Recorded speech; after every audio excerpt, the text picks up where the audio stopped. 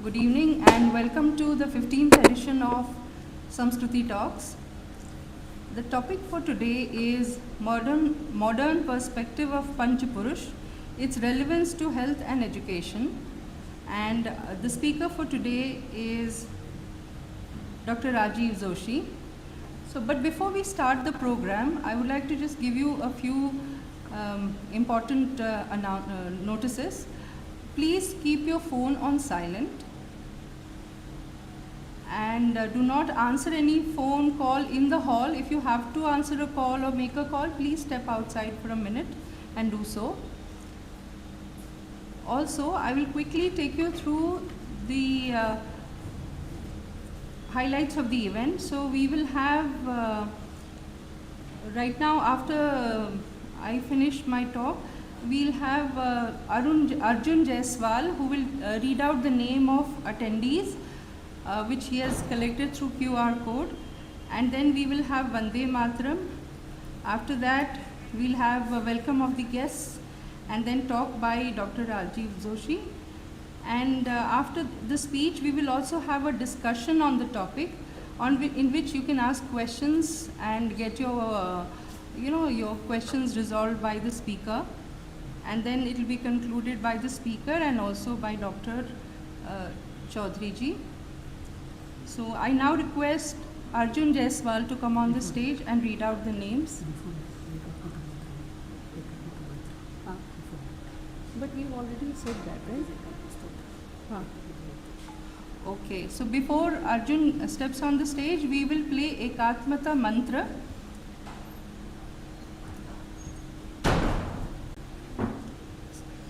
Ekatmata Mantra. Yam Vedika Mantra Trishaha Purana Indram Yamam Matarishvanamahu Vedantino Nirvachaniyamekam Yam Brahma Shabdena Vinirvishanti Shaivayamesham Shivaityavochan Yam Vaishnava Vishnuviti Stuvanti Buddhastatharhan Niti Bodha Jainaha Satshriya Kaleti Chasikha Santaha Shasteti Kechit Prakritihi Kumaraha Swamiti Mateti Piteti Bhaktya Yam Prarthayante Jagadishitaram Sa Eka Eva Prabhuradutiyaha. Dhanyavad. Arjun ji, please come over.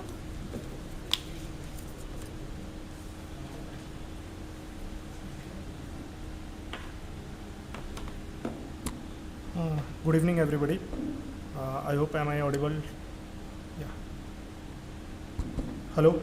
Am I audible now? Okay. Thank you. So first of all, apologies for the technical glitch. We couldn't play that Ekatman Srut in our desktop. So apologies for that. Now I will be reading out the names of all the dignitaries which are present here. So thank you for your valuable time for this august presence. Okay. I will humbly request the dignitaries, whosoever I will take the name, just stand up at your place so that all the rest of the guys can acknowledge you. Okay. So I will be reading out the names. Dilip Reddy Bharla. He is living in Tirumala Hills, Malakpet. He is a director at PwC. B.N. Pallavi. He is a Ph.D. student at Rani Channamma University, Karnataka. Vishnu Datta Rayev. He is Director of Works Accountant at Finance Department, TS, I hope Government of Telangana State. DVS Krishna, he is a retired senior manager from Union Bank of India. Lieutenant Colonel Swarna Reddy, he is a retired Lieutenant Colonel Swarna Reddy. He is a veteran army officer. He is also participant of an organization called Akhila Bharata Purvasai. Rajeev Shesha Joshi, he is a professor of physics from Central University of Karnataka.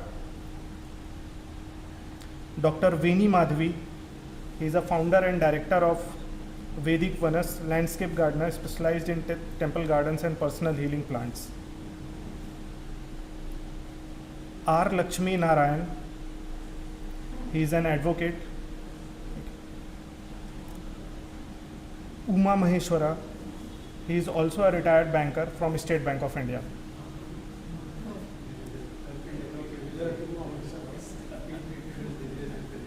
I'm sorry, I think something wrong with the records. No. He is, you have two of them. Okay, I have to. Okay, sorry. Yeah, my fault. Okay. Next one is Vridula Vijay Kumar. He is also a retired banker from UCO Bank. Dr. B. Murli Mohan, retired PG professor, Ayurvedic medical science. He is a private practitioner. Dr. Vienna Sastri Chamarthi, government service, retired from government, I think, state government. Okay. B. Ramanna Rao, he is a retired ED from NTPC. Ramarao. B. Ramarao, retired ED from NTPC. Ravi Kumar, he is director technical from Hyderabad Metro Water Supply. For the now, we just have these registration at our end. For rest of the dignitaries, I will kindly request, if you have not registered, then please register through the QR code. I will have the attendance here. That's all for now. Thank you.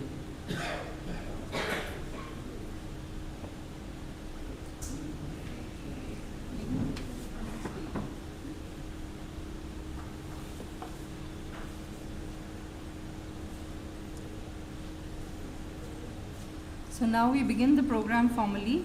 I would request our dignitaries to come on the stage. I'll read out the names. Dr. Chamarthi Uma Maheshwar Raoji,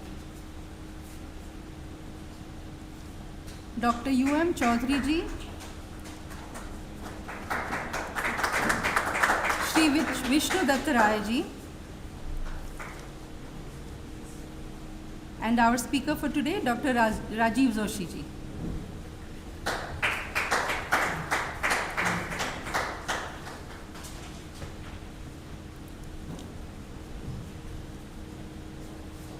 We will now play Vande Mataram, a recorded version of Vande Mataram. I request you all to please stand in your places.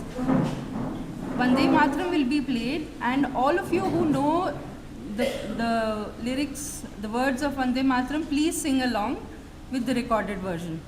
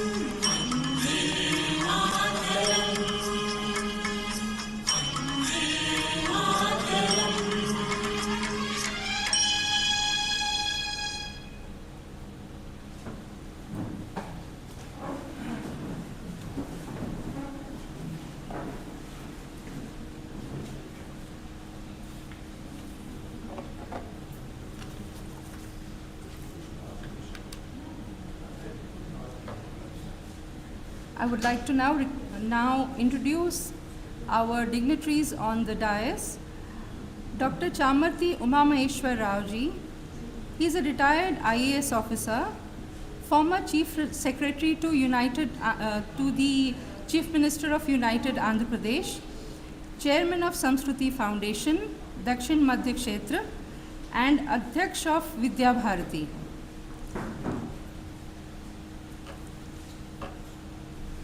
Next is Shri Vishnu Datta Rai Ji.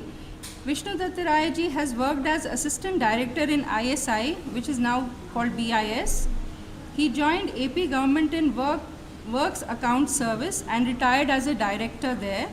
He is now serving in Central University of Karnataka at Gulbarga.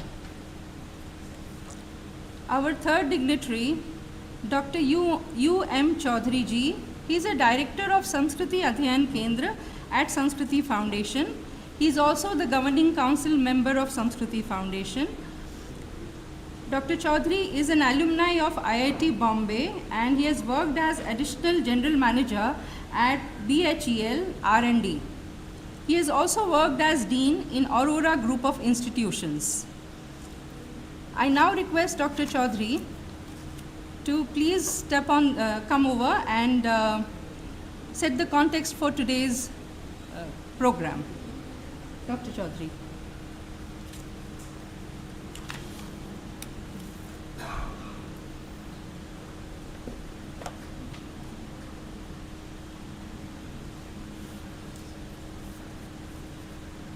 Respected dignitaries on the dais, Dr. Umameshwar Rao Garu, our chairman, the invited speaker for today's talk, Dr. Rajeev Joshi Garu,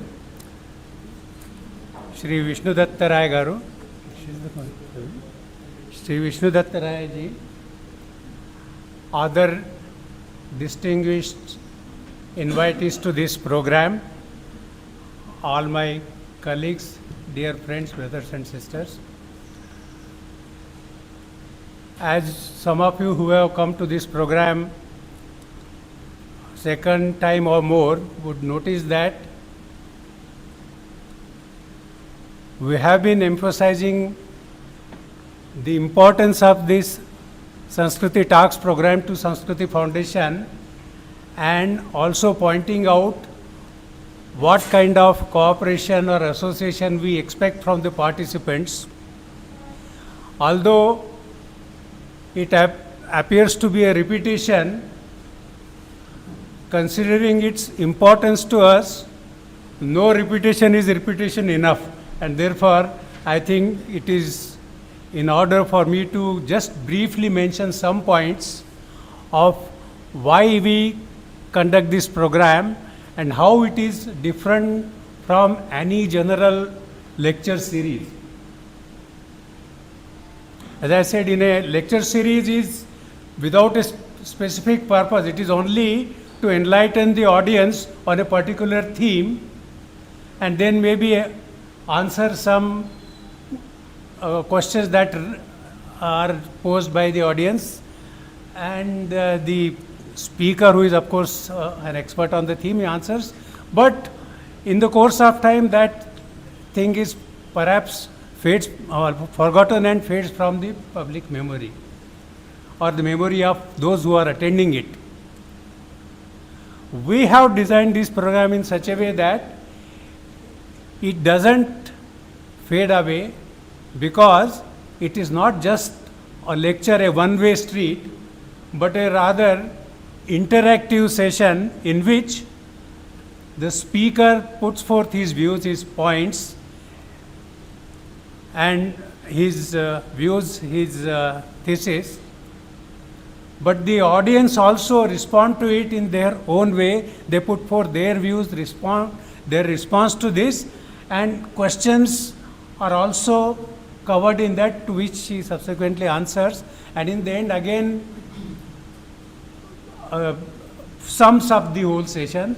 So in this process, the imprint of the program is there deeply in the minds of all those who are present, and they have an opportunity to mentally connect with it. Again, they see it and do some thinking about it. So this is how we have planned to make it different from any lecture series. And therefore, that is the modus operandi of this program. But then its preliminary function, that also I will very briefly sum up. We in Samskruti Adhyayan Kendra, which is an important part of Samskruti Foundation, we have taken up the task of working in the area of linking of our own Indian old Bharatiya culture to the contemporary public policy. Now this is a humongous task, and we have very limited people who are working on it right now, and we have taken up very limited work on the themes of water, food, and to some extent on the temples. But there are a large number of our social lives which come under the theme of Sanskriti's relationship or possible use or possible inclusion in the current contemporary public policy. So for that, a large number of people need to work simultaneously, so that the work which is already delayed on a national basis is hastened up, and people who have the ability and the inclination to contribute to it can rise to the occasion and do so. So this talk series is supposed to be a kind of interaction window with the experts who are present in the city and who have a mind to contribute to this task, to just to sort of make it a little more clear to them about how they can contribute to this. So just to put this idea in the minds of people and stimulate them to think on ways of responding on the theme that is presented in a lecture, including the one which is today, and also any other theme which may be the lectures that have taken place hitherto, or any other theme that is dear to their hearts. So we invite people, distinguished people from the audience, to think of this and respond in a possible way. They can do so by writing articles, blogs, giving suggestions, and in many numerous different ways, but they can do it, and if there is anybody who can do it, it is the august audience that is present here. So that is the purpose of conducting these Samskruti talks. So therefore, maybe I have said it earlier also, but I am repeating just because of its vital importance to Samskruti Adhyayan Kendra and Samskruti Foundation. So today we have a distinguished speaker, Dr. Rajeev Joshi, and the topic today touches, I think, to my mind, it gives on a little bit of philosophical aspects, but which is then extended to the practical aspects of life. So I expect the lecture to be very, very interesting, because the lectures that happened hitherto, we had some idea of what the speaker is going to speak, but today we really don't know. It's a really new theme. We are not really aware of it, so we look eagerly forward to the talk today. So with these few words, emphasizing the importance of contributing to this work of interlinking public policy to our culture, and that this is not just an ordinary lecture series talk, but a highly interactive session in which the participants, the audience, are just as distinguished as the speaker himself or herself, and therefore all are invited to participate vigorously, positively. Thank you.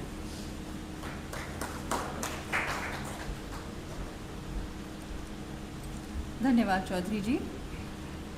I would now like to introduce our speaker for today, Dr. Rajeev Shesha Joshi.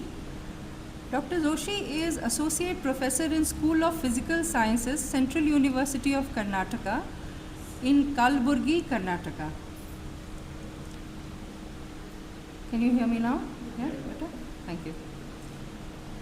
I hope you were able to hear the previous part of the introduction. So, Dr. Rajeev Shesha Joshi is Associate Professor of School of Physical Sciences, Central University of Karnataka in Kalburgi, Karnataka. Dr. Joshi is a Ph.D. in Physics, which was awarded to him in the year 2010. He has done MSc in Physics in 2004. And I would like to read about a few awards and recognitions that he has received. Young Scientist Award with Grant 2016, Dr. D.C. Pavte Fellowship 2014, Dr. D.S. Kothari Postdoctoral Fellowship 2013, Best Poster Award for the paper Strain Mediated Magno-Electric Coupling. Okay, Best Research Paper Award, and he's actually received several Best Paper Awards and has published over 50 publications. He has also written some chapters in academic books. So I now request Dr. Joshi to come over and begin his session. Dr. Joshi.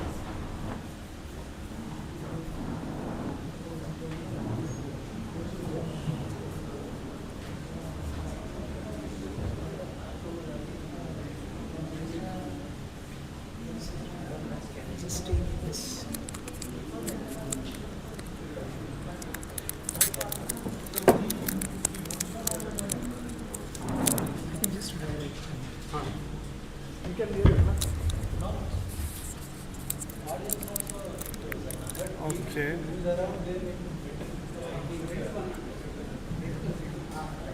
Just trying to take this out. I'll take this out. Yeah. Okay. Should work. Yes, just more of speed. Am I audible to all like this, or is it better I use mic? I use mic. I think I'm quite audible without mic. Yeah. Hi, this is. Yes, sir. Just for the purpose I'll just try to formally hold this around. So I'm a teacher breed, so please don't mind. I'm not confined to a podium. I'm not used to that. So that's the reason I'll just try to be a loitering body around. If that is fine for all of us, and I would prefer a student class. So I apologize all the elderlies with wonderful experience and the workmanship around. I request you to be my kids. So thank you.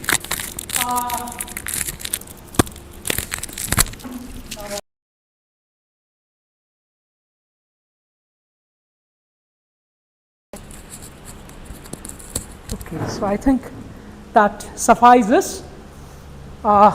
Great. So I think that solves it also. Yeah.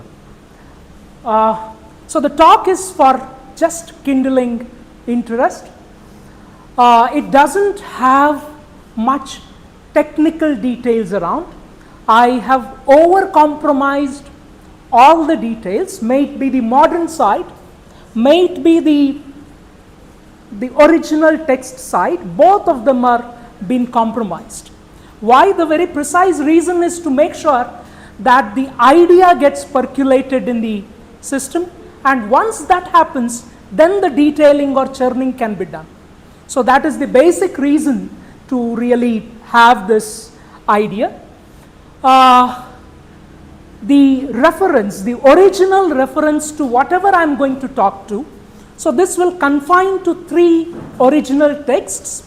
One is Devapuja Vidhi, which is the ritualistic or the tantric version of worship.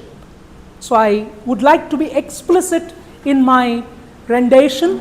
So hence every word I utter would rather mean a lot. So hence it's quite intense churning which has brought these words which communicates to you all. So hence you can question me or rather have an interaction onto every word I utter. So my restrainment is to the text which is Devapuja Vidhi and which is the tantric version of it. And it is a day-to-day practice in the southern part of India. It's rather a day-to-day practice. The second text which I am going to refer to is this very important text, which is Tantra Sara, done by Abhinavagupta, one of the 12th century scholar of Kashmiri Shaivism. I would like to mention him as one of the methodology scholars of the country, rather the most prominent one in the 2 millennia. So that is the text which I would like to refer to. And the other text, the third text which I would refer to is Valli along with Valli of Taittiriya Upanishad. So these are the 3 original texts which are going to be part of my talk, and I am going to restrict to only the ideas in these 3. If there are any other references, they will be put below in blue color. So hence it is going to be restrained to this. Other than this, why am I here? That is quite a question. So meaning I talk to you on an idea called Pancha Purusha, and why am I really talking to you all on this idea is a question. And what really Bharata as a Bharata lacks today is its own asmita. We do talk about Bharatiya asmita, but let us question ourselves what is meant by Bharatiya asmita. Only few of us would be able to demonstrate Bharatiya asmita or render it completely. So there is a limitation wherein we have lost to some extent, or rather to sufficient extent, the Bharatiya asmita. And if at all I have to regain Bharatiya asmita, what is the approach that is required is methodology, meaning Bharatiya methodology. If there are Bharatiya methodologies, what are they? If they existed, how they existed, and what makes Bharatiya methodology a methodology with sufficient superiority across the globe, or if there are limitations, what are the limitations? So that makes me, to come in front of you and try to present this for churning what is Bharatiya methodology. So now the right word to bother here is yukti, so hence it has to be named as Bharatiya Yukti. And if there are studies or if there are works in Bharatiya Mula Shastras on yukti, the first reference comes to Charaka Samhita itself, which has yukti as one of its basic content. And why yukti is very important is because Shastra should not be misinterpreted or wrongly understood or over understood, both. So misinterpretation, wrong interpretation or over interpretation, these all three have to be avoided. Since all these three have to be avoided, yukti becomes extremely important. And yukti is residing in three texts around us just for our information. One is Charaka Samhita itself, and then there is one more yukti, or it's sometimes in Charaka Samhita called Tantra Yukti, and there is one more text, it's called Yukti Bhasha, which is more of a mathematical understanding of this yukti or methodology. Other than that, there are many important texts which are possible. So one of the texts which I take is this Tantra Sara. So essentially why am I here is to bring out a possibility of Bharatiya Asmita in policies, Bharatiya Asmita in our methods of rendition, in methods of governance, in methods of execution of life as such. So now that is the idea, so let me go ahead. So this is my place, a small propaganda here. I come from Central University of Karnataka, a very, very green land out here, and it's around 14 years old institution. I would urge you to really come and cherish the academic churning that happens at Central University of Karnataka. So we are very near to you all. That's around 250 kilometers. As I mentioned, so this talk is not going to be a monologue. It's going to be from the beginning an interaction. Now I ask one of the simplest questions around. Do you see the image? All of us see the image? I think I mentioned I expect all of us to be zero background people, meaning children. So do we see here an order? Is there any order? Is the first picture ordered? Please answer. Yes, wonderful, right. Is the second picture ordered? Yes. Is the third picture ordered? Which is more ordered? First. Wonderful. What is order? Everybody perceives this idea? Great. Right? So fine. Now let us ask, what is order? What is systematic? What is organized? Everything hardcore, huh? Pakka understanding. No. What is order? What is order? What is a pattern? What is even? No. Huh? What is that? Predictability. See, he has some point out there, says that predictability. What's predictability? Operating in a boundary. No. Something more subtler. Systemic arrangement of things. What is systematic? What do we mean by systematic? Presenting a coherence. What is coherence? Everything should be answered, huh? No. Yes, sir, please.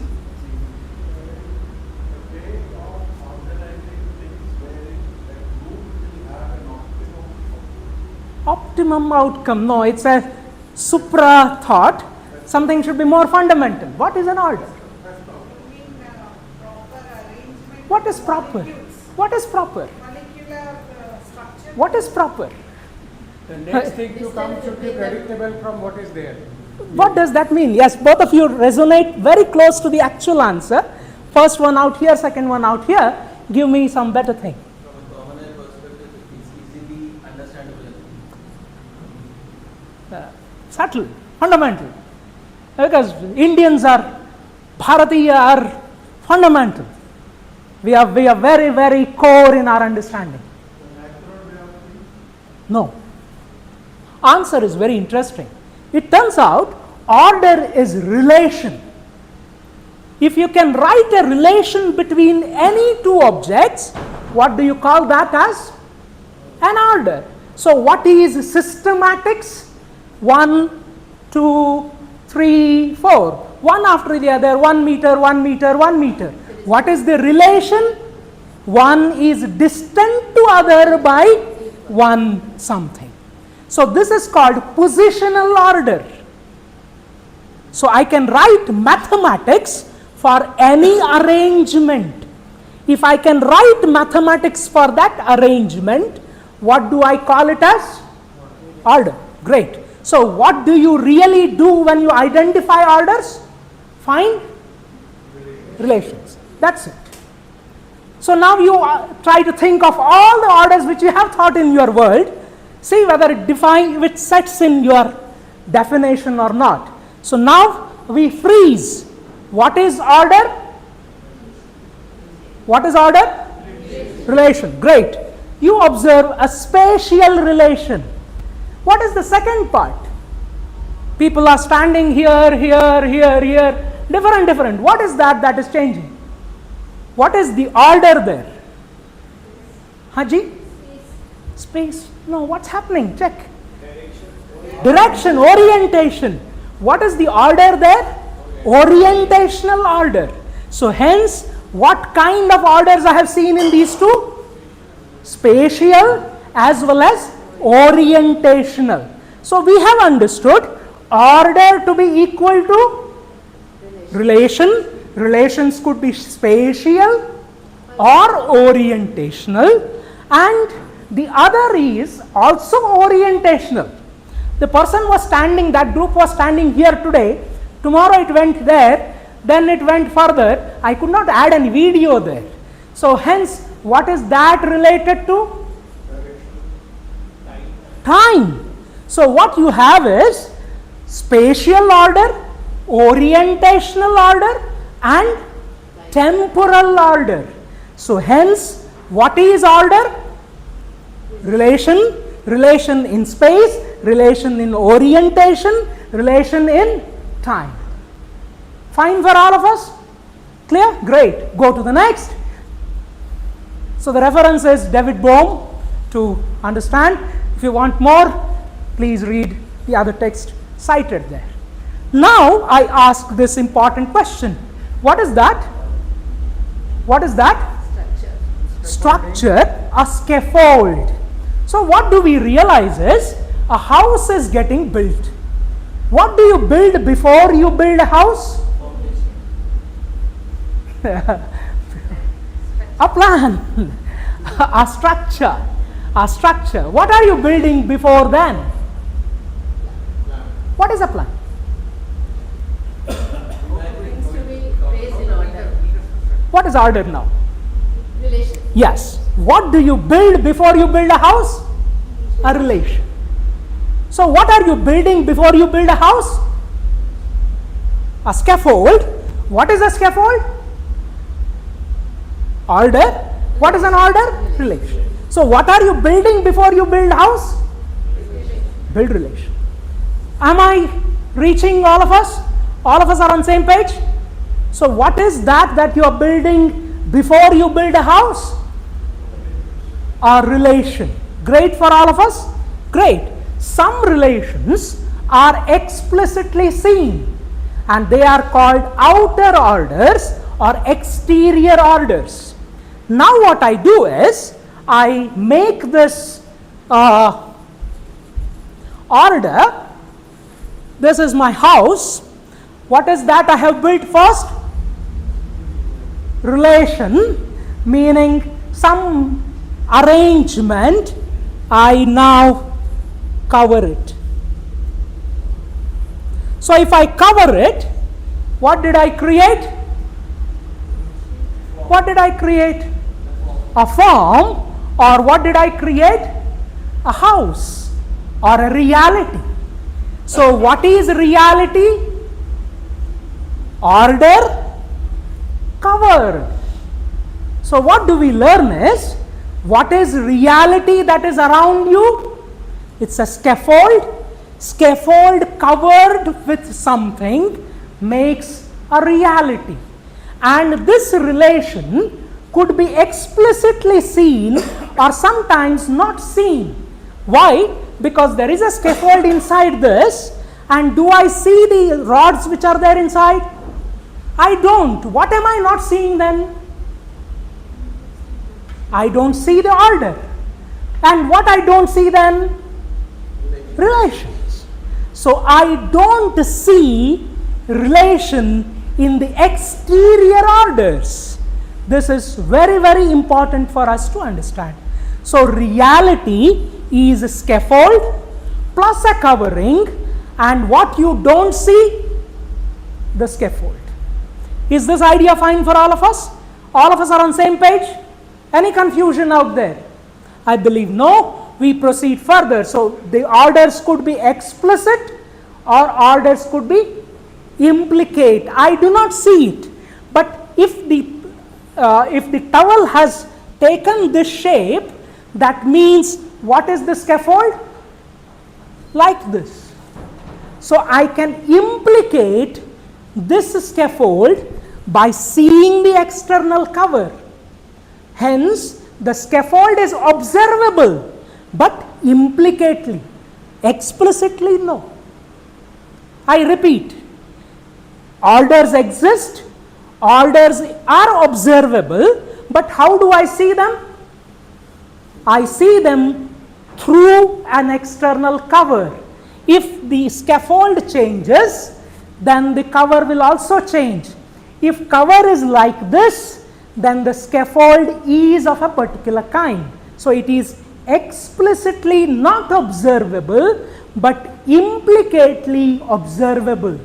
Is this fine? So now I proceed further. Now I look at nature. So if I look at nature, there are few things I observe. Nature has got majorly orders, and they are self-similar to each other. Meaning, if I have some solar system, I do have similar to solar system something inside my body also. Or if I look at a small arrangement, a reef, the reef is self-similar to each other. So this is an observation. So what do we observe in the external world? Self-similarities. Similarities which are self-similar. But look at the leaf out there. What is there in the leaf? A symmetry. So we do observe self-similarities as well as symmetries. An observation, that's all, nothing beyond that. So what I have convinced all of you today is that there exists order. What is an order? Relation. What is mathematics?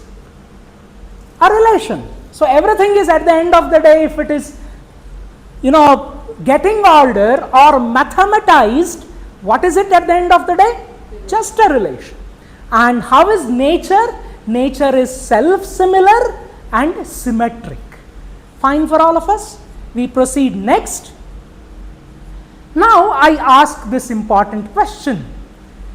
Who are you? So I will take all the liberty to torture you as children. So please don't mind.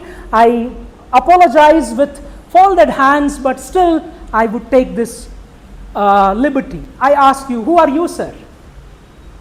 I'm a man. Who are you? Explain. Who are you? I'm an individual. Individual. Explain. Who are you?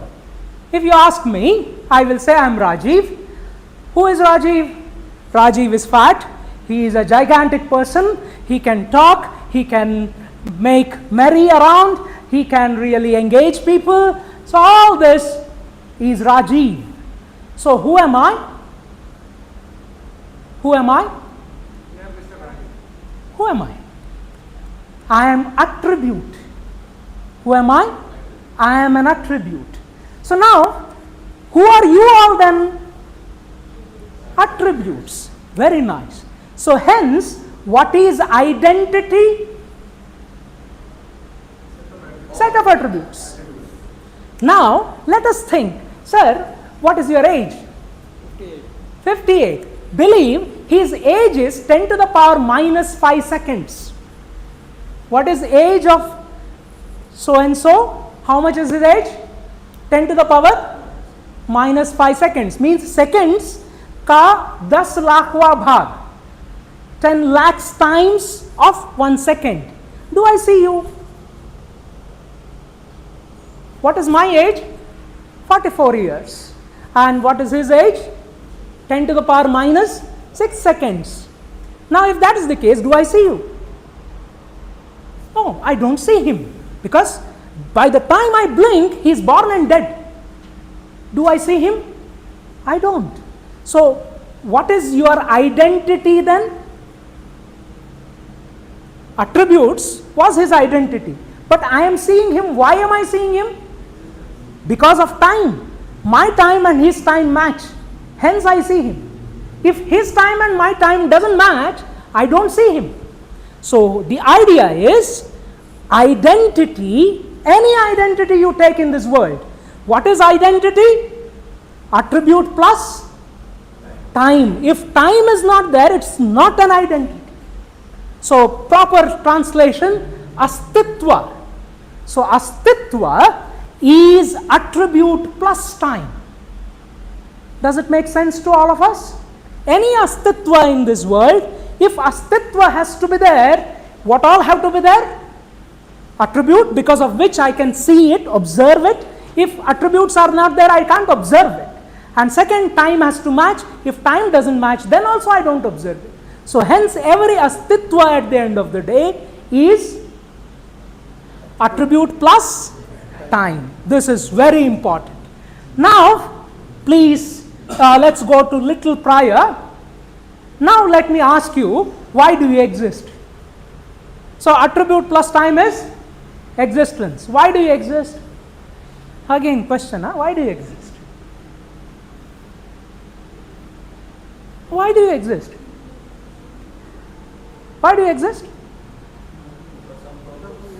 Why do we exist? Strangely, I have one cell, amoeba. Is amoeba equal to Rajeev? No, because it's one cell, not Rajeev. 2 cells. Is 2 cell equal to Rajeev? No. 3 cell equal to Rajeev? 10 to the power 20 cells is equal to Rajeev? Likely. Now I make it 10 to the power 57 cells. Likely Rajeev. But unlikely is also possible. Why? No. 10 to the power 57 cells. Why unlikely? Likely is a good answer because so many cells together. Fine for all of us. But his answer is also precisely correct. Unlikely also. Why? No. So now can you elaborate? One cell may be here, another cell may be here, another cell in America, next cell in next universe, and the other cell in the other world. So now what is Rajeev? 10 to the power 53, but if they are distributed, they are not Rajeev. But when will they be Rajeev? When they are together. So hence identity is complexity. If it is not complex, it is not identity. So identities could be less complex or more complex, but identities are all complex. So So meaning number is required. Now the problem is, elderly, I take this advantage, I push him. Did you move, sir? Yes. Madam, did you move? No. No. Let us please hold her chair, please. Now I move her. Yes, little bit. Moved, right? What is that that is making them move together? Connection or a correlation. So we realize identities are at the end of the day number and correlation. So hence astitva is always complex. Astitva is always connected. If it is not connected, it cannot be astitva. Hence my cell, I move my hand, so many cells move.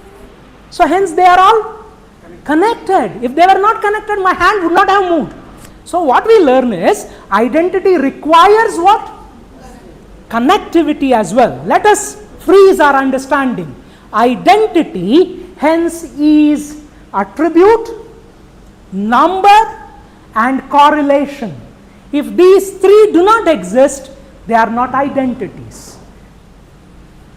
Do I make sense to all of us? Yes. Now I do one more simple job.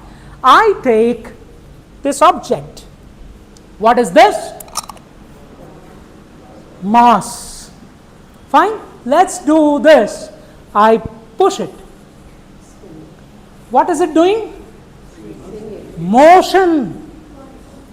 Why it is doing motion? I have put force inside, hence there is motion. So if I don't put force, I don't have motion. Now check, what is this mass? And there is a point which is making it move. If this is here,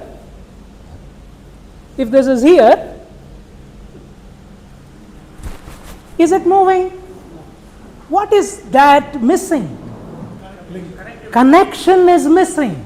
So hence force exists itself through only connection. I call it as constraint. What do I call it is? Constraint or bandhana. If bandhana is not there, no force.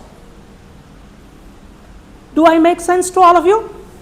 If bandhana exists, what is there? Force is there. If bandhana is not there, force is not there. Now what I do is, I make another bandhana. I hold here.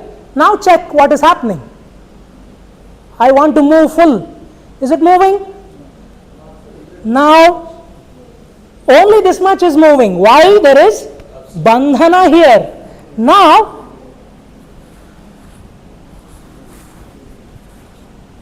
what is happening? This is moving straight, but this is moving ulta pulta. So what do we realize? Somebody was moving very freely earlier, but now he moved erratically. Why did he move erratically? Because there was more constraint. So more the constraint, more the force. So hence, what is force? Constraint. Is this idea clear? Hence, more bandhana, more force, executable force. If less bandhana, less executable force. Does it make sense to all of us? So it's similar to that of that object. It was very easily moving, but you added one more force, it became completely erratic.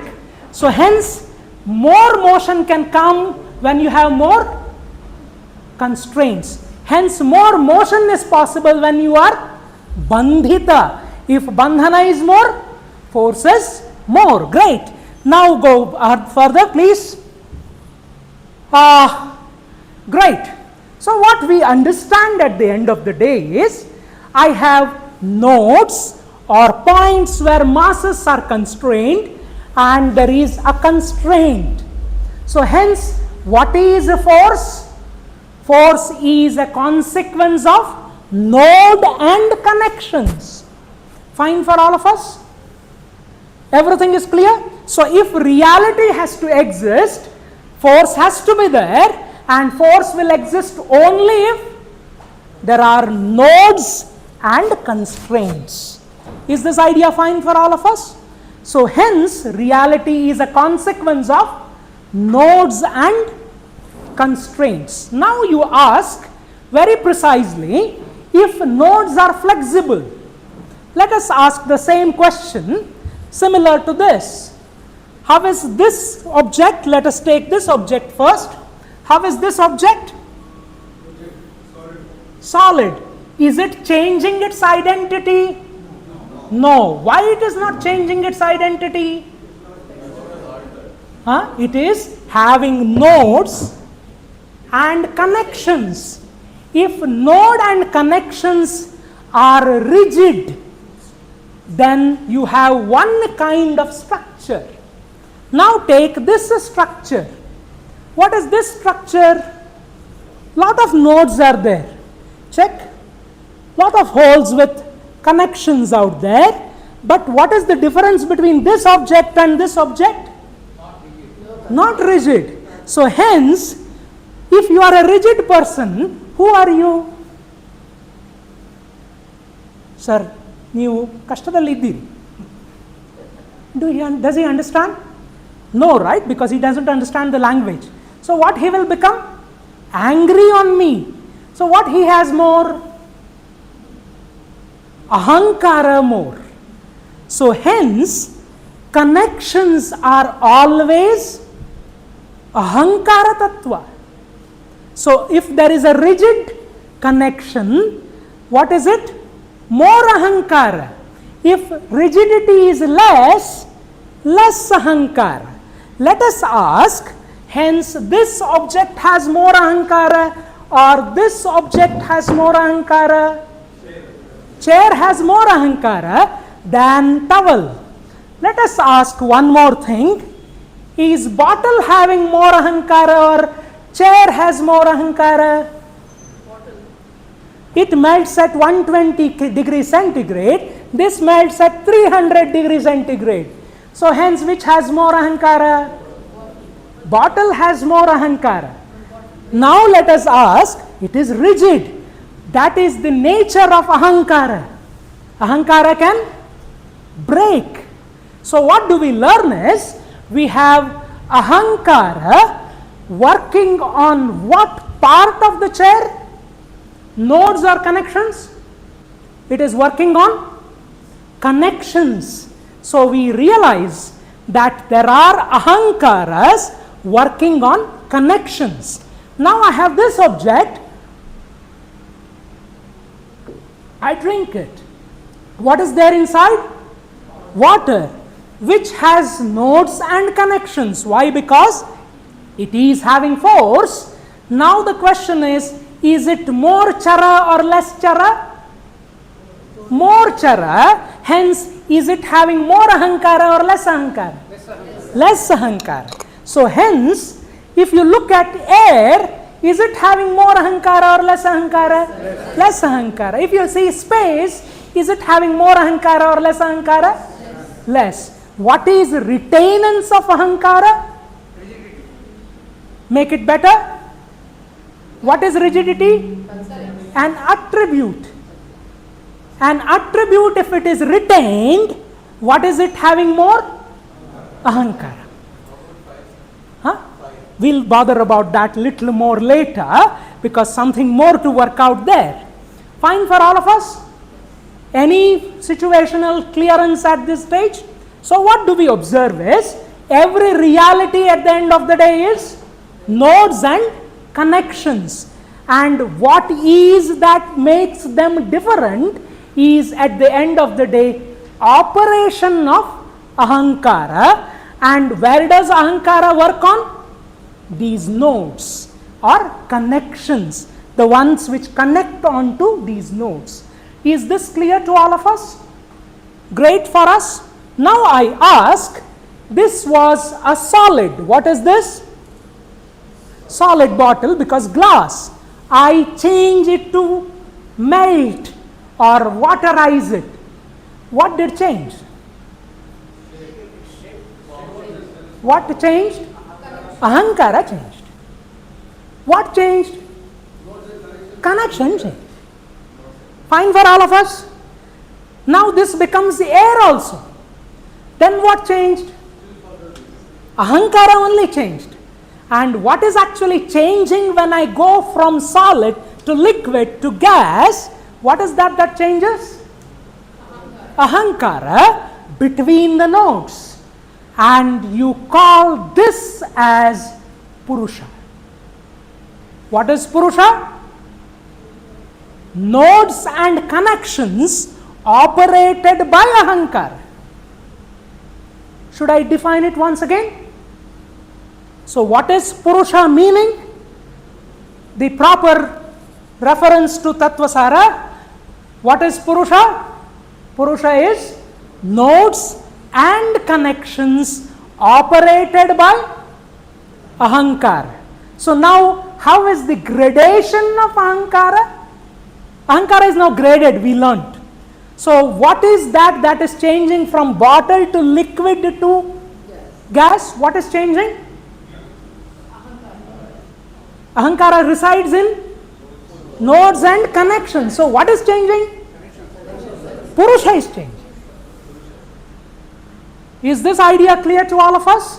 So what has changed is basically Purusha. And if there is evolution, who is changing? Purusha. Now who is Purusha? We learned just now. Nodes and connections operated by Ahankara. So this is Purusha. So how many gradations? If I have to evolve a Purusha, who am I evolving? If I have to change Purusha, whom I am changing? Nodes and connections and the Ahankara into it. Is this fine for all of us? Any confusion? Great.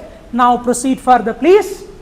We realize that this gradation of Ahankara is now of 5 kinds.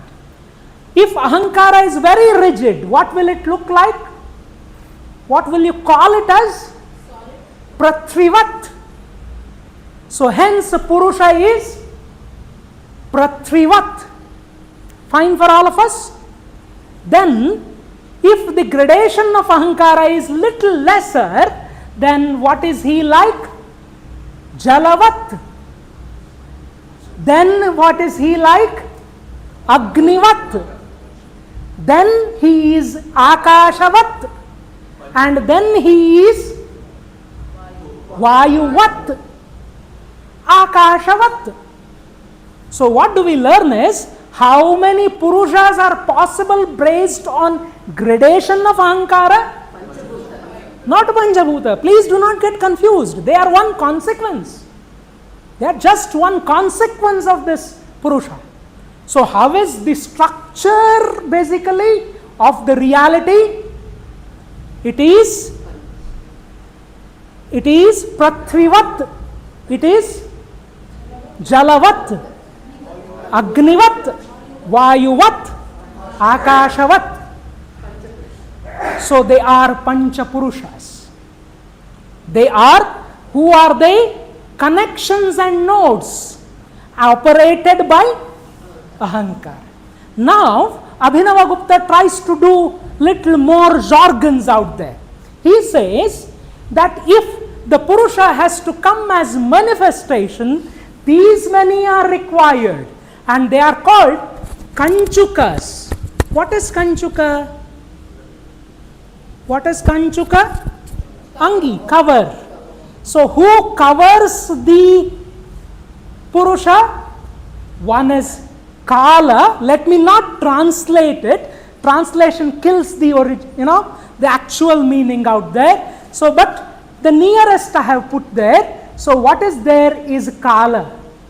So that means if the bottle has to become air, or if air has to remain as air, or water has to remain as water, what is it that it is wearing now? Time first. Second, it wants to remain to be water because of situations and circumstances. Could it be temperature? Could it be pressure? These are circumstances. And circumstances are called by Abhinavagupta as raga. Now, I have situation. The water is here. Hence, it is like water. Hence, what is it there with it? Niyati. So, there exists a coordination in space-time making it exist here. So, hence there exists niyati to it. And it knows that it is water, hence it is water, or it is knowable by others, hence it is having awareness of self and it is aware to be aware of others. So, hence it is capable of vidya. It is capable of vidya. Whether it has a vidya or not, let us not bother. It is capable of vidya. Otherwise, I cannot observe it experimentally. Is this fine for all of us? And then the other aspect is called kala. This is very, very important. Now, the situation is, let us bother, what is this water? My water bottle. Fine for all of us? I give it to you, sir. Who are you? Holding water bottle.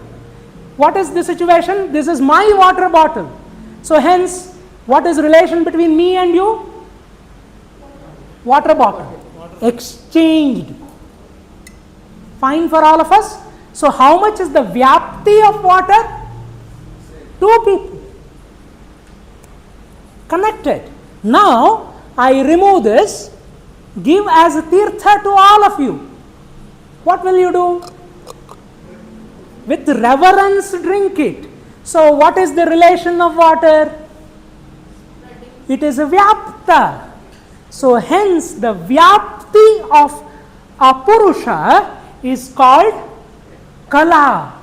So, hence whether you take avatars like Krishna, they are shodasha kalopeta.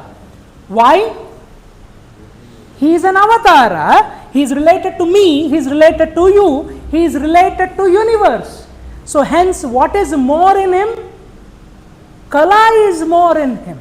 So, what do we learn is, every structural identity is governed by or is limited by these men. Does it make sense to all of us? So, hence Purusha's limitations are what? All these five. And what do we call them? Kanchukas. This is very important. What's the translation? Angi. Cover. Fine for all of us? So, something which you really confine. That confining object is Kanchuka.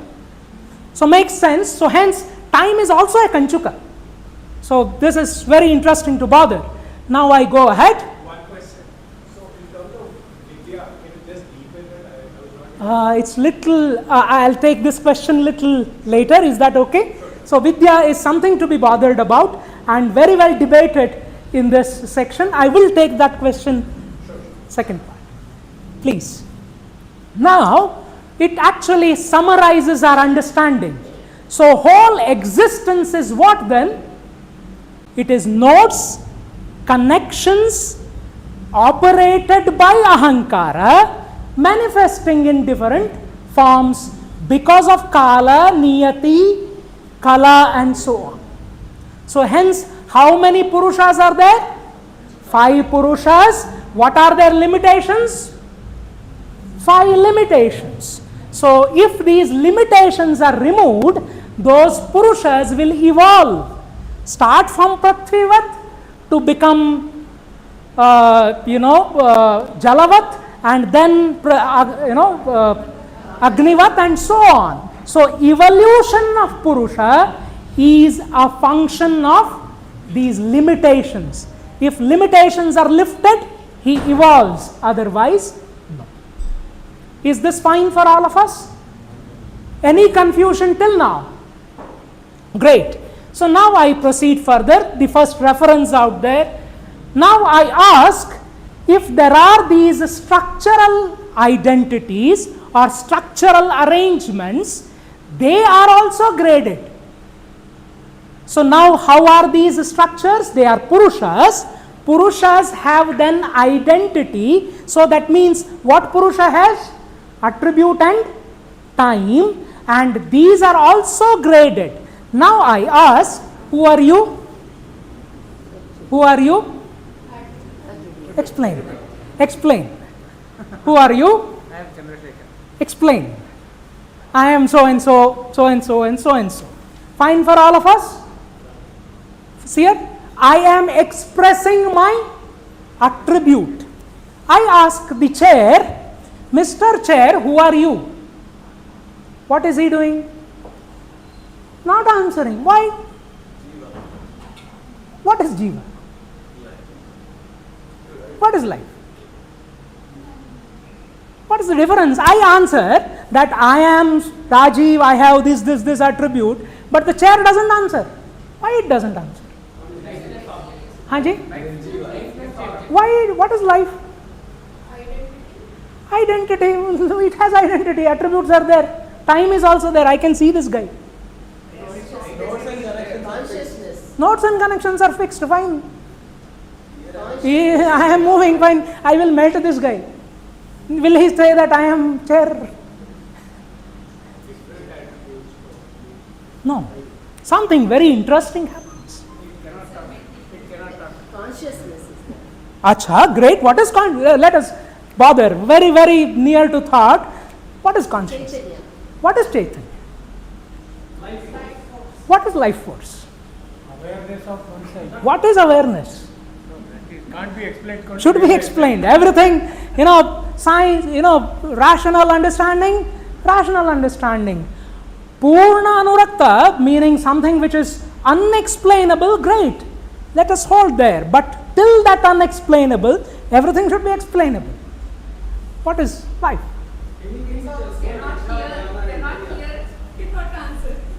No. It's also a form of energy. What is it? What is that? Any entity which has got Iksha, Jnana and Kriya. What is that? Very interesting. It turns out it can be simplified. So, what is the difference between him and me is, how am I? I am so many atoms together. I have correlation, meaning here I do something, my brain knows I have done something. Does this know? No. What is the difference between him and me? Complexity. So I am more and more complex, and this guy is less and less complex. So hence, what's the difference between both of us? Complexity. So what is life? Complex. You make system more and more complex, it becomes life. It becomes aware. So if awareness is a consequence of complexity, what is fundamental? Complexity. What is complexity? No, even a single cell, you mentioned amoeba. Yes. It is very, very simple. It's Let us. even a virus. Very right, It's not madam. at all complex, but True, it true, is, true. It's a living thing. Very, very precise. This is the idea to bother about. Thank you, madam, for putting this question. Let us ask, what is the difference between me and amoeba? Is it aware? Yes, it is aware. Is it having life? Yes. It has life. Let us ask, is this chair having life? No. It is having life. It is aware. Now the reason is, I melt this guy, it becomes melt. I melt this guy, it becomes melt. I join them together, it knows what is my kind. Chair mingles into chair in a melted form. So what is it? It is aware that I am also chair, this guy is also chair. Had he not been knowing that this is chair, they would not have mixed when they melted. So what we observe is, life or awareness is less in it. In a cell also is aware, but that awareness, grade of awareness is less in it. So everything is complex. Something is less complex, something is more complex. So hence, I am more complex. Amoeba is less complex. This is least complex. So hence, what is life? Complexity, grade of complexity. So cell is also aware, but less aware. I am more aware, I am more cognized, I am more conscious than the cell. Why? I am more complex. So hence, what is life? Grade of complexity. Now we refine our understanding. So we realize, hence what is life? Nodes and connections, and then the evolution of these nodes and connections. So what is Purusha then? It is also life, but unfortunately, how does it manifest? Let us ask this part. I take young friends of mine for this experiment. Please come now.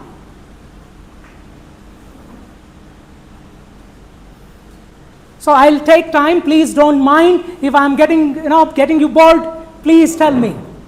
So let us do this experiment. Let us do this configuration.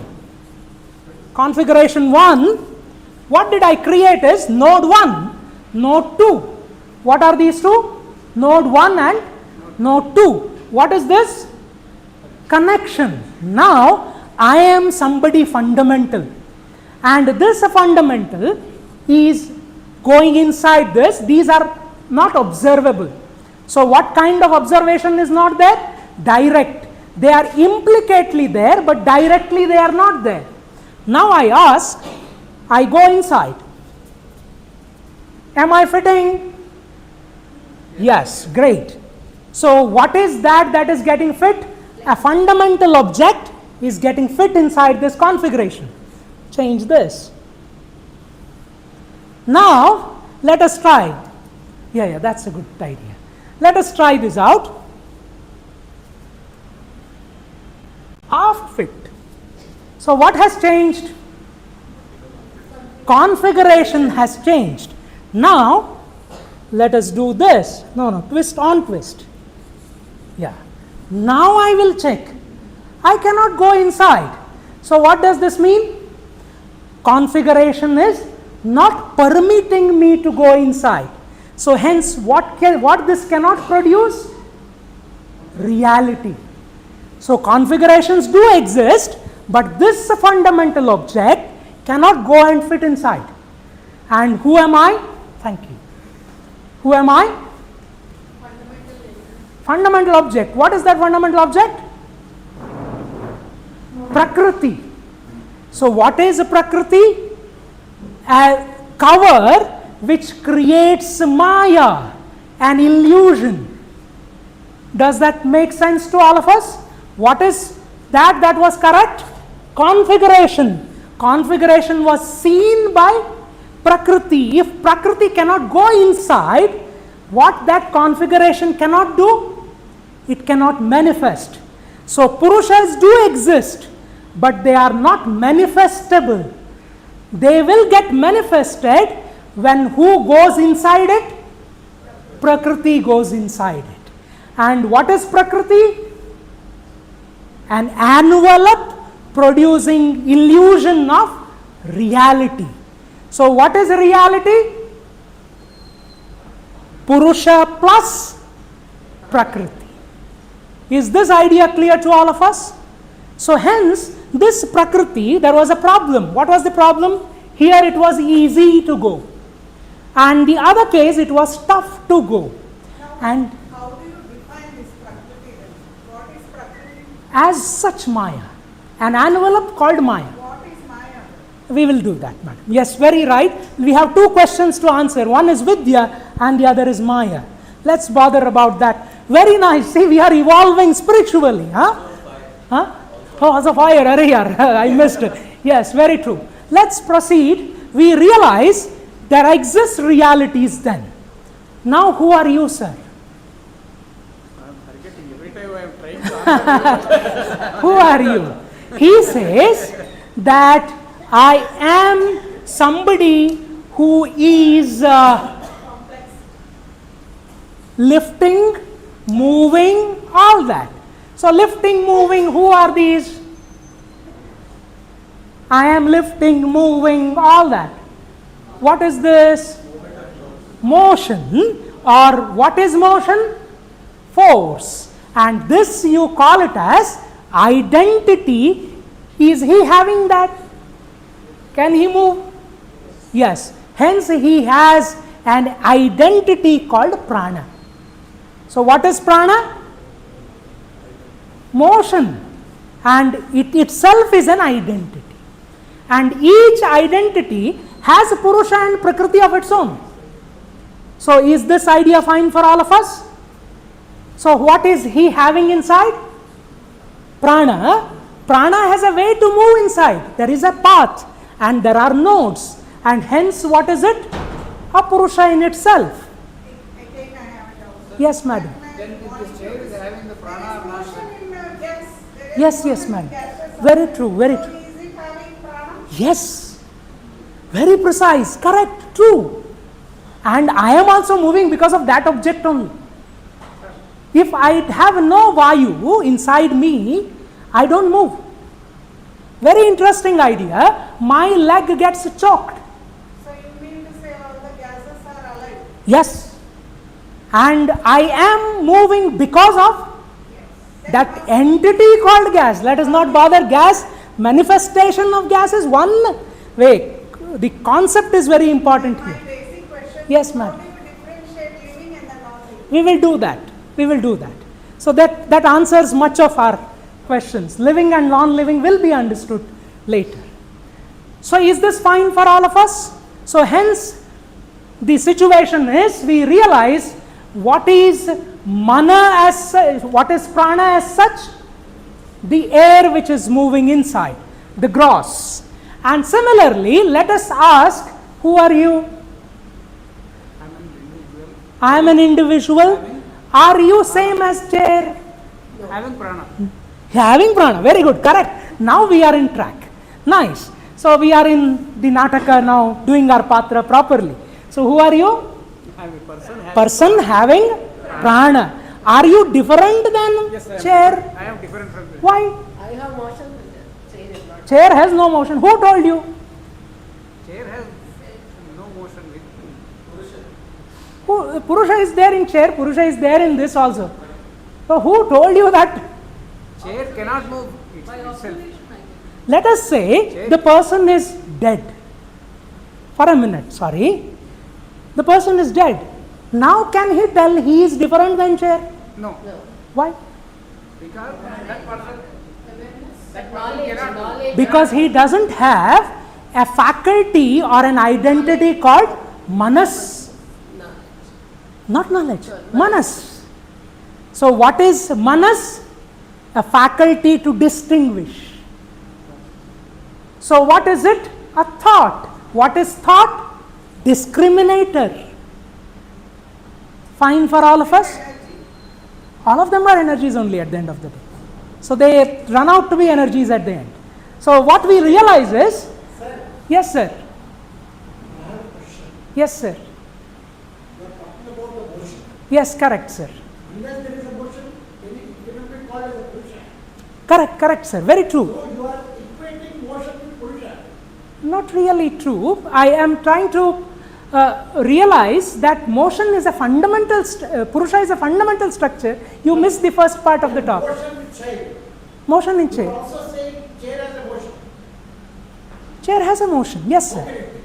Very. At this stage, I will hold these questions. Is that okay? I will prove that chair has motion. We'll do that, sir. Don't worry. It has motion. 100% it has motion. Don't worry. So now what we learn is this fine for all of us? Does it make sense?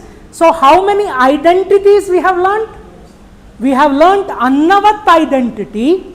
We have learned, what is the second identity? Pranavat identity. Then there is one more identity which is Manovat identity. And now, who are you, sir? Now who are you?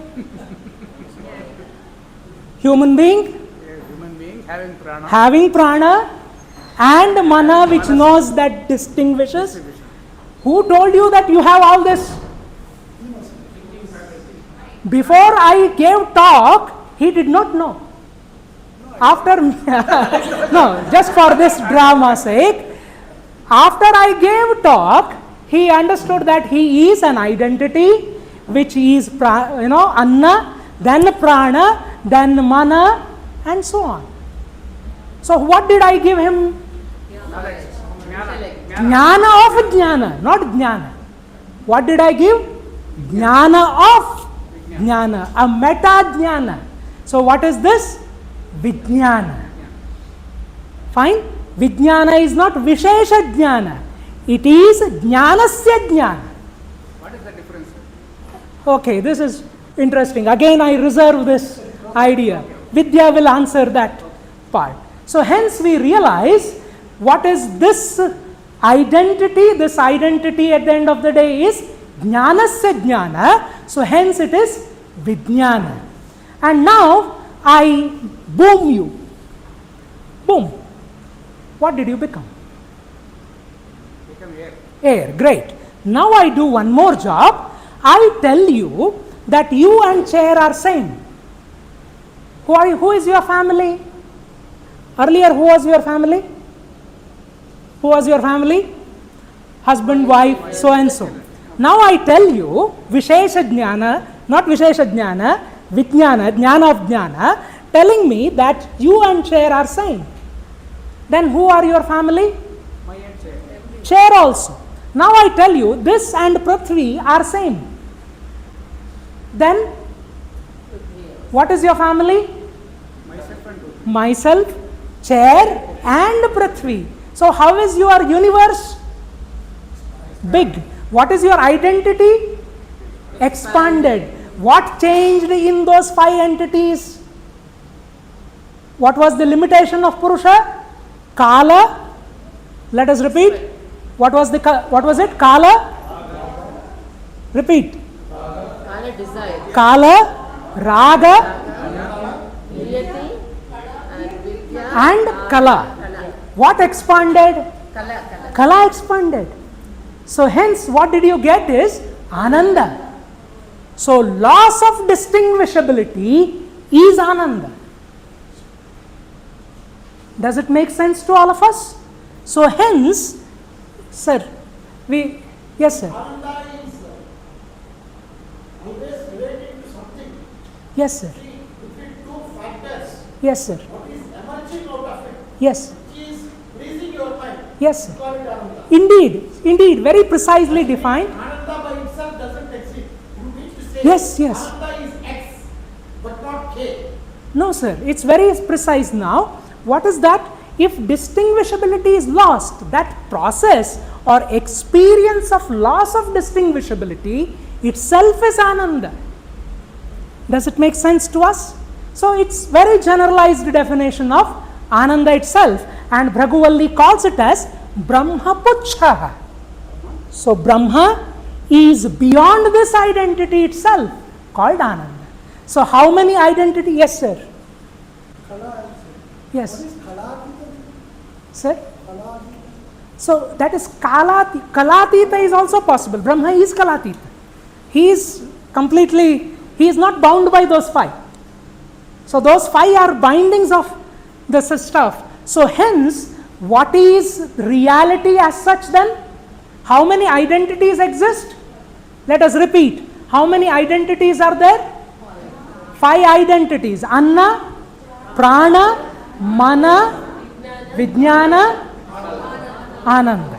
What are they? They are identities. What is identity?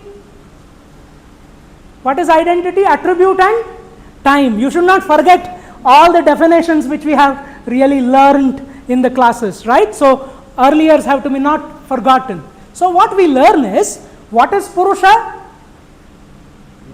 Nodes and connections operated by Ahankara. Where will the Purusha exist then? In all identities. So he exists in Anna, he exists in Prana, he exists in Mana, he exists in Vijnana, he exists in Ananda. Now the problem is, he is a sum of Purusha, Prakriti associated with him, residing in these identities. Is this fine for all of us? Any confusion? So hence, what is reality?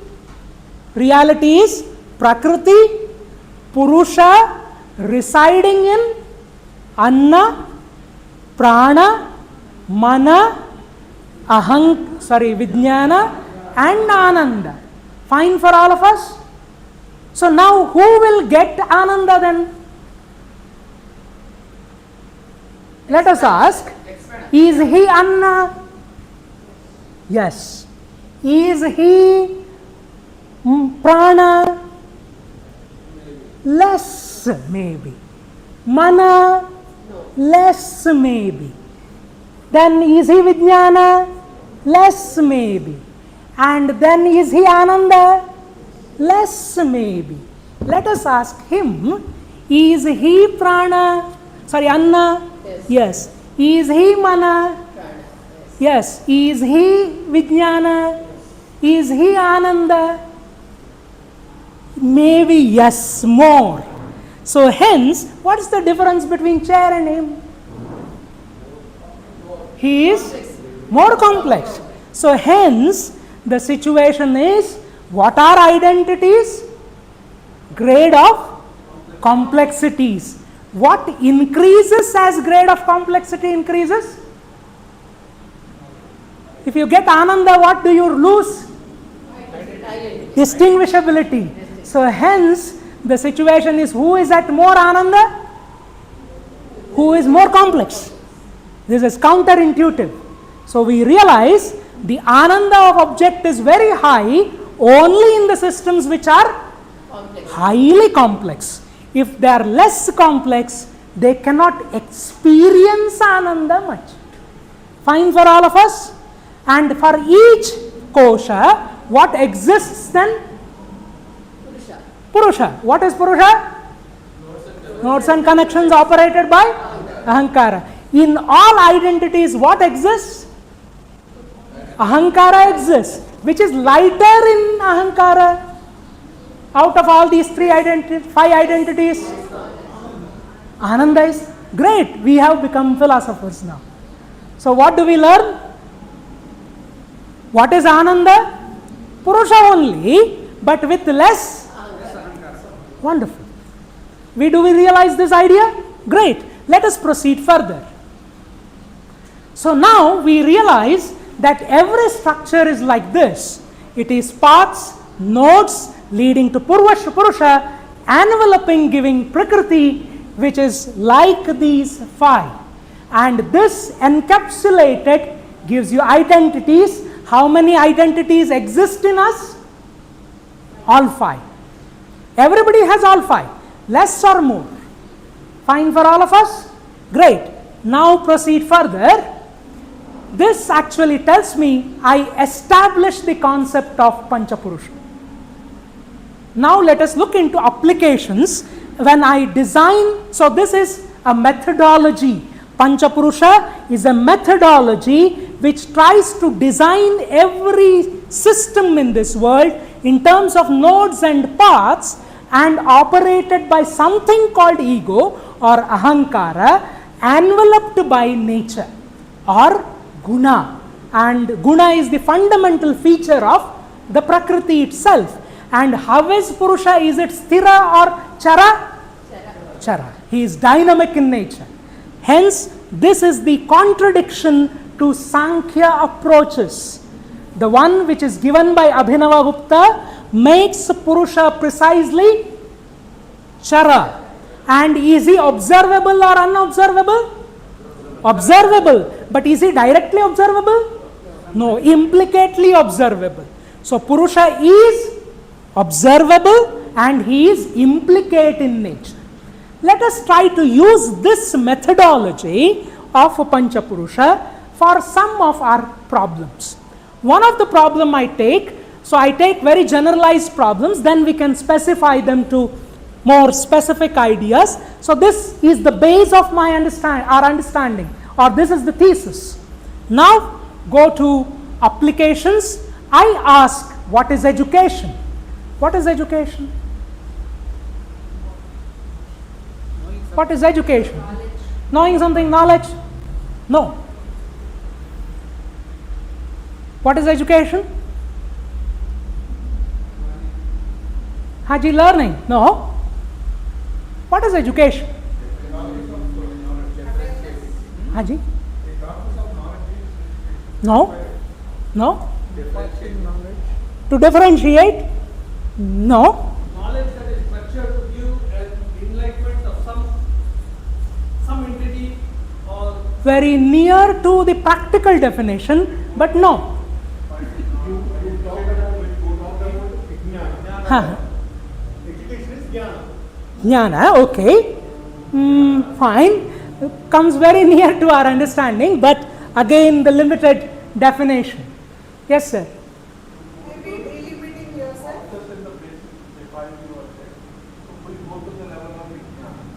Okay. So there is something in he's trying to say. Very precise, sir. Little more.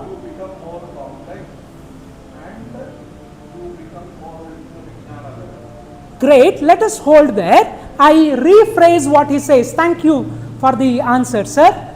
Now I do a simple job. What is this? Chair. What is this? A chair, right? I ask Professor Vishnu Dattaraya, sir, what is this? Sir, what is this? Chair. No, you are a chemist. You should tell me what is this. It's a polymer. Wonderful. So now he says that that is a polymer, not a chair. Is he right or wrong? Right. What's the difference between he telling it chair and he telling it polymer? He's able to see deep inside. What is the difference between these two people? Knowledge. So he has, he is able to see, he is also able to see. He has a jnana, he also has a jnana. What is the difference? Cause and effect. Cause and effect? No. Swarupa is fine. Swarupa is cause. No problem. So what is the difference between these two jnanas? Depth knowledge. What is that he is trying to say? He saw a little more complexity in the system. So what is education? So now let us do one more job. You ask me who is he? I tell that this is Brahman. What is this? Brahman. Who are you? Brahman. Who are you? Brahman. Who are you? Brahman. What is the difference between me, him and that chair? I have more Vijnana than him. This has less Vijnana than him. So what is Vijnana? Knowledge of knowledge. So what is education? The ability to acquire knowledge of knowledge. Knowledge comes very easily. But what is that has to be acquired? Knowledge of knowledge. And knowledge of knowledge, how is it acquired? No. One simple. By, how do you get knowledge of knowledge? By learning as well as by unlearning. So what is education? It is a consequence of learning as well as unlearning. So what is education? Acquiring knowledge of knowledge through learning as well as unlearning. So this is redefining education. Please realize this. So what are we defining knowledge, education as? It is creation of knowledge through the process of learning and unlearning. Each process is a node. So hence learning is a node, unlearning is a node. So they are processes. Hence thinking, reflection, solving in any education system become nodes. So who are that part of Purusha then? Who are they? They are nodes. They are accumulations. So hence, what is accumulation? Thinking is an accumulation. Reflection is an accumulation. And solving is an accumulation. I repeat once again, what is education? Acquiring knowledge of knowledge? Through learning and unlearning. And this is consequenced at node, which are thinking, reflection and solving. Now if I want to be a thinker, what do I do? How do you improve thinking capacity of a person? First thing, did you learn, all of you, did you learn today? Something is learned. Why did you learn? Why did you learn? I did lot of dance. No, why did you learn? I learned because, so all of us learned because I did kirtana. What is kirtana? Expression through all this. I dance, I move, I use my sound to attract you. What am I doing then? I am building attention. So hence learning is through path of attention. If I don't have attention, I cannot learn. Is this idea fine for us? So hence attention is path. And what is the consequence of path of attention? Thinking. If you are attentive, you can think. If you are not attentive, you don't think. Fine for all of us?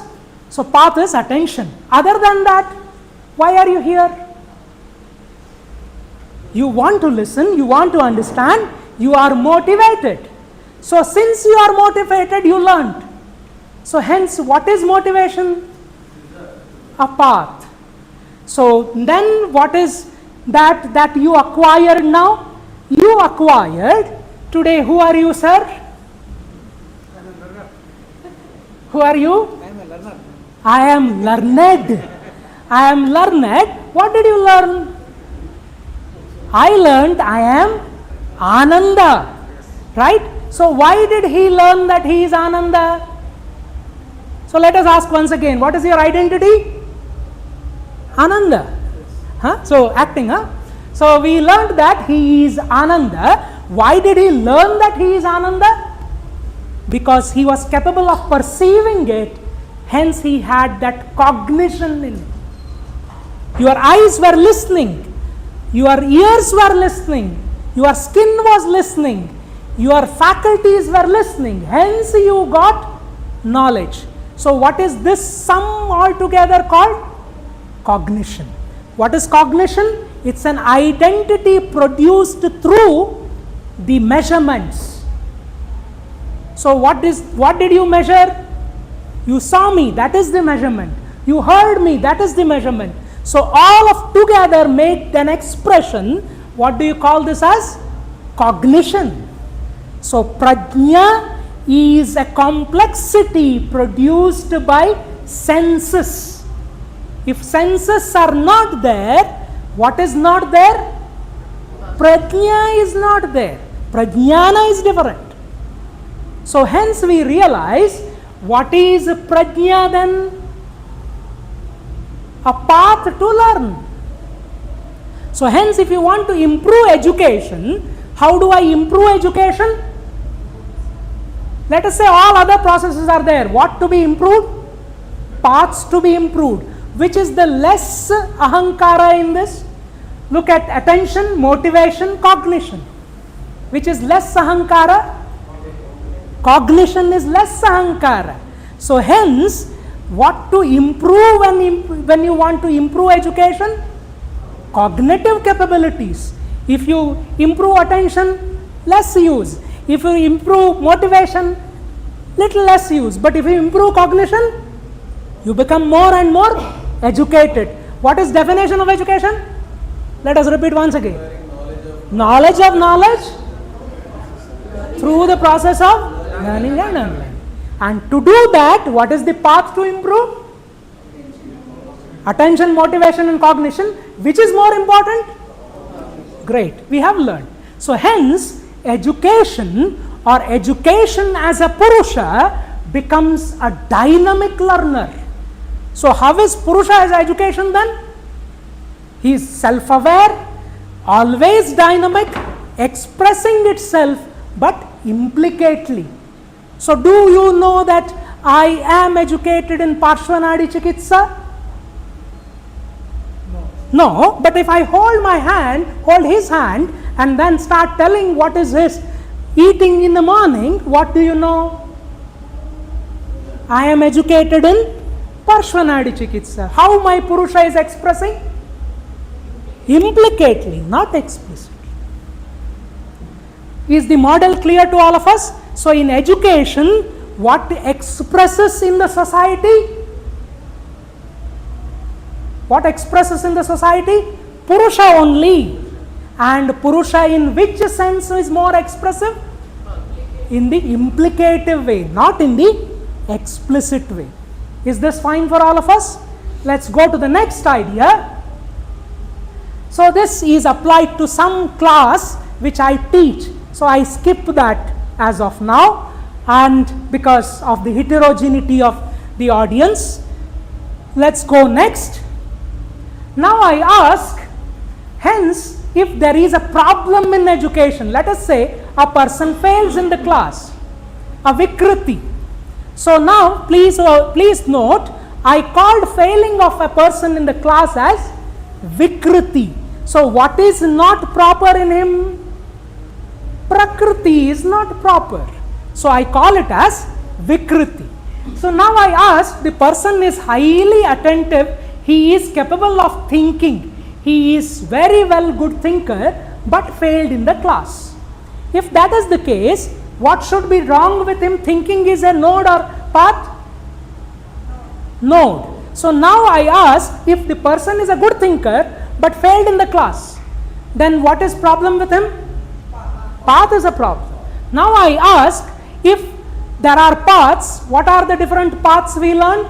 Attention, motivation and cognition. So now you check the person is attentive, yes he is attentive. He is able to be motivated, yes he is motivated. If he is even with that not really excelling in the class, what is problem with him? Cognition. What are the cognitive path blocks, I ask. So then you realize that there is anxiety. If the person is anxious, his cognitions don't serve. Or if the person is having boredom in him, then the attention doesn't work. Or if he is overloaded with lot of other subjects, then also he will fail in a subject. So hence paths can be vitiated by blocking, or paths can be vitiated by overflowing, or path could be vitiated by disruptions. So we realize education has a Vikriti, and Vikriti could be either in node. If node is okay, what is the problem? Paths. What to treat then?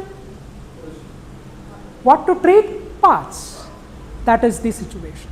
So hence the treatment or educated human being is a normalized path and node, or a Purusha himself. And who is the best Purusha? Who is fully spread? Akashavat. Who has what is less in him? Ahankara. Which part makes him more spread? Ananda. So Ananda is residing in which capability?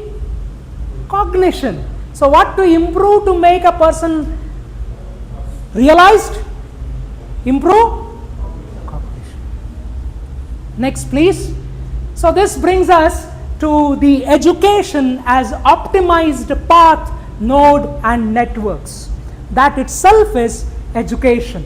So now if I go further, I take one more example and conclude. So now I ask, what is health? What is health? What is health? What is health? Very good, but something more dramatic. So what is Anand? Sorry. What is health? What is health? What is being healthy? Ayurveda says, swasthasya swastha rakshanam vikarasya mukti. So I have to be healthy, being healthy, and I should be having some paths blocked. If I have blocked paths, they should be removed. So hence what is health? An optimized configuration. So what is health? An optimized configuration. But then, what are the ones which contribute to this whole configuration is nodes and paths. What is the node in my physical health or physical body? Heart, brain, liver. What are these capable of doing? A process. Thoughts are processed by brain, blood is processed by lungs and heart. So hence, who are these people? Nodes. And if there are paths, who are they? The path between brain and heart? It is blood flow. Now that is wonderful. Now I realize if there are physical nodes, there are essentially paths. What is the gross path then?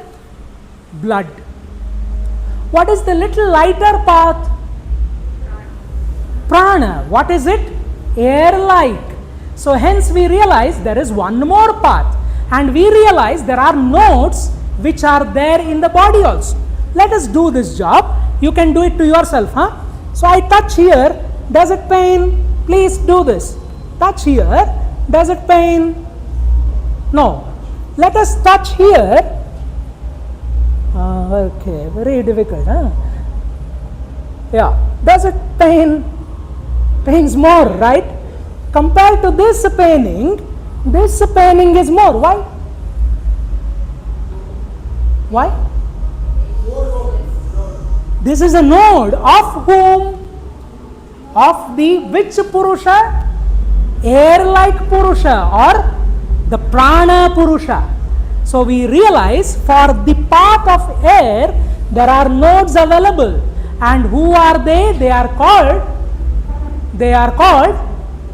Marma. What are they called? Marma. So if I am supposed to treat the Pranabat Purusha, whom do I treat? Air. And where air will be concentrated? At the Marma. So hence I have to do Chikitsa. Then what do I do Chikitsa? Amarma Chikitsa. Is this fine for all of us? Great. Now proceed further. If I have to have a person who is fully illusioned, how do I treat him? What is that is changing? Manas is changing. What is Manas? Thought. So if I have to change thought, what do I treat? The objects which are more complex with more connections, but working only on distinguishability. If I work on distinguishability more, which Purusha I am treating? Manas. So hence, if I treat thought, whom am I treating? Manas. I give very nice thoughts to you. Do please Rama Bhajana. Then who am I treating? Manas itself. So we realize that each Purusha can be treated separately. Now, if I just look into, in each objects it can be treated separately. If I want to treat Manas, then I can treat Grana, meaning smelling capacity and other objects. Similarly, if I have to treat Anna, I have to treat my Ahara, Vihara and Asana and so on. You can use these path rectifying objects in treatment of Purusha who is assigned at these processes. Please next. So this tells me that nodes in the body are connected by path, and identify Vikriti in them. Firstly, to know Vikriti, what should I know? Prakriti itself. Know Prakriti, then find the Vikriti. You are able to treat the person. Let's proceed last. Hence, health becomes a complex chart of these nodes and different paths. Now, this tells me to the last part of our learning. I push myself to ask, what is the aim of life then? What is the aim of life? Everybody open question. So this turns out was the same question asked by Garuda. Who asked this question? Garuda. But what he did was, he asked it to the right person. Who is the person to ask? Vishnu only. You ask Vishnu, what is the aim of life? What is the aim of life? You are dying. No problem. Vichara of moksha also will go. Moksha sthiti also will go. So what is the aim of life? Yes, madam. I skipped, I am sorry, just because of the constraint of time. So aim of life ultimately will be attaining Ananda. What is that you are doing then? Awareness, The last one, please. What is the aim of life? What is aim of life? Shunya, no. What is aim of life? You have to die otherwise. For other things you have to die. And to being alive, what is the aim of life? No. Remain peaceful and happy. No. Very surprising. This is the answer given by Vishnu, not my answer. Absolutely not my answers. So what is the aim of life? Make it better? Make it better? Very near to the answer. What is aim of life?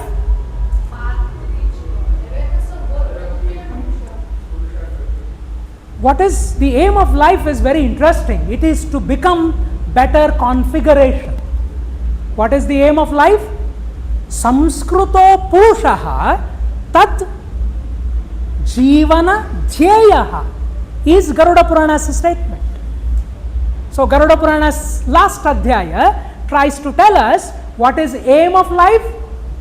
Become better configuration. So how to become better configuration? Which is the best configuration? Which Purusha is best? So configuration is now Purusha, and hence you should become Uttama Purusha. So which is the Uttama Purusha?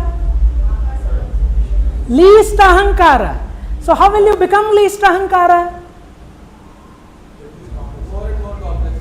How will you achieve more and more complexity? Haji? No. What that practice should involve? What that sadhana should involve? Vijnana or Jnanasya Jnana. So hence, what is the aim of life? Become Vijnani. Not become scientist. Become Jnani of Jnani, such that you become Anandavat, or you become Akashavat Purusha. So what is aim of life? Being least ahankari. And how do you achieve that? From Jnana of Jnana. What is Jnana of Jnana? Vijnana. What is Vijnana in our understanding now? Less ahankara. What is that we learnt just now? What is Jnana of Jnana? Through learning and unlearning. What was that? Education. So what is aim of life? Become more and more educated. And educated in the true sense, meaning at the awareness level. Otherwise, no. So hence, what is aim of life? Being a better configuration through Vijnana. What is the path then? Vijnana itself is the path. So hence, what is this marga? Thank you, I am done.